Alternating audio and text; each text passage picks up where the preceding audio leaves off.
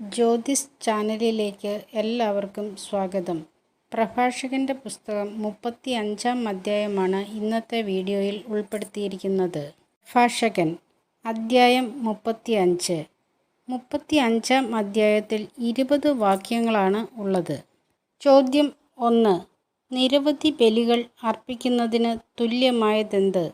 ഉത്തരം: നിയമം പാലിക്കുന്നത്. ചോദ്യം 2. നിയമം പാലിക്കുന്നത് എന്തിന് തുല്യമാണ്? ഉത്തരം: നിരവധി ബലികൾ അർപ്പിക്കുന്നതിന്. ചോദ്യം 3. കരുണയ്ക്ക് പകരം കരുണ കാണിക്കുന്നത് എന്തിന് തുല്യമാണ്? ഉത്തരം: ധാന്യബലി. ചോദ്യം 4. ധാന്യബലിക്ക് തുല്യമായതെന്ത്? ഉത്തരം: കരുണയ്ക്ക് പകരം കരുണ കാണിക്കുന്നത്. ചോദ്യം 5. കരുണയ്ക്ക് പകരം കാണിക്കേണ്ടതെന്ത്? ഉത്തരം: കരുണ. ചോദ്യം 6. ഭിക്ഷ കൊടുക്കുന്നവൻ ചെയ്യുന്നതെന്ത്? ഉത്തരം: കൃതജ്ഞതാബലി അർപ്പിക്കുന്നു. ചോദ്യം 7.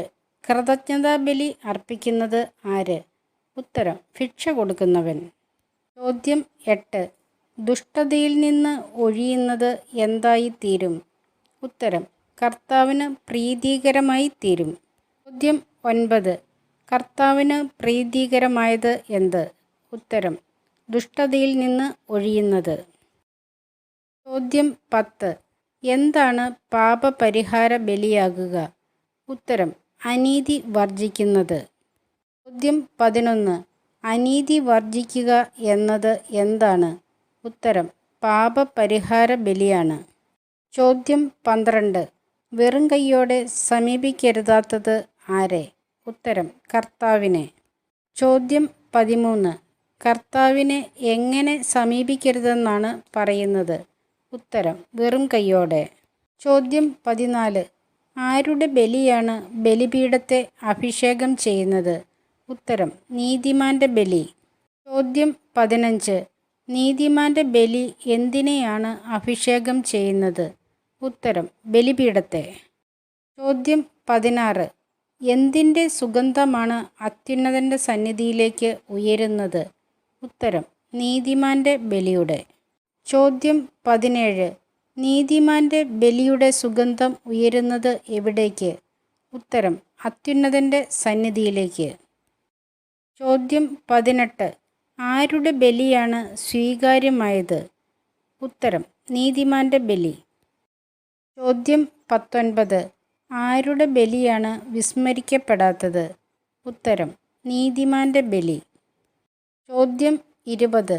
കർത്താവിനെ മഹത്വപ്പെടുത്തേണ്ടത് എങ്ങനെ? ഉത്തരം: മനം തുറന്ന്. ചോദ്യം 21. എന്തിലാണ് ലുബ്ധ് കാട്ടരുതാത്തത്? ഉത്തരം: ആദ്യഫലം സമർപ്പിക്കുമ്പോൾ. ചോദ്യം 22. മുഖം വാടരുതാത്തത് എപ്പോൾ? ഉത്തരം: കാഴ്ച സമർപ്പിക്കുമ്പോൾ. ചോദ്യം 23. സന്തോഷത്തോടെ കൊടുക്കേണ്ടതെന്ത്? ഉത്തരം: ദശാംശം.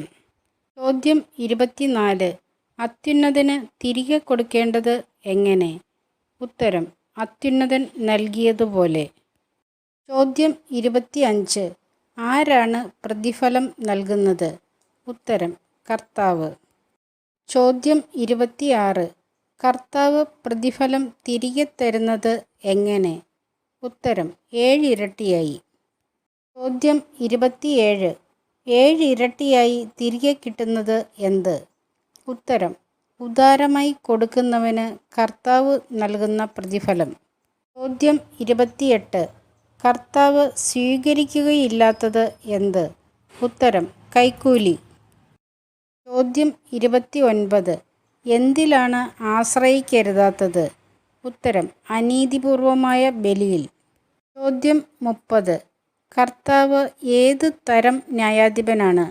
ഉത്തരം: പക്ഷപാതമില്ലാത്ത ന്യായാധിപൻ. ചോദ്യം 31. കർത്താവ് പക്ഷപാതം കാണിക്കാത്തത് ആരോട്? ഉത്തരം: ദരിദ്രനോട്. ചോദ്യം 32. ആരുടെ പ്രാർത്ഥനയാണ് കർത്താവ് കേൾക്കുന്നത്? ഉത്തരം: തിന്മയ്ക്ക് വിധേയനായവൻ്റെ. ചോദ്യം 33. കർത്താവ് അവഗണിക്കുകയില്ലാത്തത് എന്ത്? ഉത്തരം: അനാഥൻ്റെ പ്രാർത്ഥനയും വിധവയുടെ പരാതികളും. ചോദ്യം 34. വിധവയുടെ കവിളിലൂടെ കണ്ണീർ ഒഴുകുന്നത് എപ്പോൾ? ഉത്തരം: കണ്ണീരിന് കാരണമായവന് എതിരായി വിലപിക്കുമ്പോൾ. ചോദ്യം 35. ആരാണ് സ്വീകാര്യൻ? ഉത്തരം: കർത്താവിന് പ്രീതികരമായി ശുശ്രൂഷ ചെയ്യുന്നവൻ. ചോദ്യം 36. ആരുടെ പ്രാർത്ഥനയാണ് മേഘങ്ങളോളം എത്തുന്നത്? ഉത്തരം: കർത്താവിന് പ്രീതികരമായി ശുശ്രൂഷ ചെയ്യുന്നവൻ്റെ. ചോദ്യം 37. ആരുടെ പ്രാർത്ഥനയാണ് മേഘങ്ങളെ തുളച്ചു കയറുന്നത്? ഉത്തരം: വിനീതൻ്റെ. ചോദ്യം 38. വിനീതൻ സ്വസ്ഥനാവുകയില്ല എപ്പോൾ വരെ? ഉത്തരം: അവൻ്റെ പ്രാർത്ഥന മേഘങ്ങൾ തുളച്ചു കയറി കർത്തൃസന്നിധിയിൽ എത്തുന്നതുവരെ. ചോദ്യം 39. വിനീതൻ പിൻവാങ്ങുകയില്ല എപ്പോൾ വരെ? ഉത്തരം: ന്യായവിധി നടത്തി നിഷ്കളങ്കന് നീതി നൽകാൻ അത്യുന്നതൻ സന്ദർശിക്കുന്നതുവരെ. ചോദ്യം 40. കർത്താവ് ആരുടെ അരക്കെട്ടാണ് തകർക്കുക? ഉത്തരം: നിർദ്ദയൻ്റെ. ചോദ്യം 41. കർത്താവ് ആരോടാണ് പകരം വീട്ടുക? ഉത്തരം: ജനതകളോട്. ചോദ്യം 42. കർത്താവ് എങ്ങനെയാണ് മനുഷ്യന് പ്രതിഫലം നൽകുക? ഉത്തരം: പ്രവൃത്തിക്കൊത്തും പ്രയത്നങ്ങൾക്ക് അവയുടെ വൈഭവത്തിന് അനുസരിച്ചും. ചോദ്യം 43.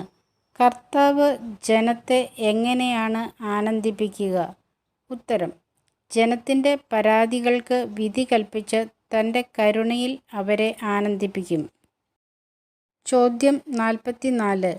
കർത്താവിൻ്റെ കരുണ ആശ്വാസപ്രദമാകുന്നത് എപ്രകാരമാണ്? ഉത്തരം: വരൾച്ചയുടെ നാളുകളിൽ മഴക്കാറുപോലെ. ചോദ്യം 45. വരൾച്ചയുടെ നാളുകളിൽ മഴക്കാറുപോലെ ആശ്വാസപ്രദമാകുന്നത് എന്ത്? ഉത്തരം: കഷ്ടതയിൽ കർത്താവിൻ്റെ കരുണ. ഇത്രയും ചോദ്യങ്ങളും ഉത്തരങ്ങളുമാണ് പ്രഭാഷകൻ്റെ പുസ്തകം 35-ാം അധ്യായത്തിൽ നിന്ന് ഈ വീഡിയോയിൽ ഉൾപ്പെടുത്തിയിരിക്കുന്നത്. വീഡിയോ നിങ്ങൾക്ക് ഇഷ്ടമായി എന്ന് കരുതുന്നു. നിങ്ങളുടെ വിലയേറിയ നിർദ്ദേശങ്ങളും അഭിപ്രായങ്ങളും സഹകരണവും പ്രതീക്ഷിച്ചുകൊണ്ട് ഈശോയുടെ നാമത്തിൽ നന്ദി. നമസ്കാരം.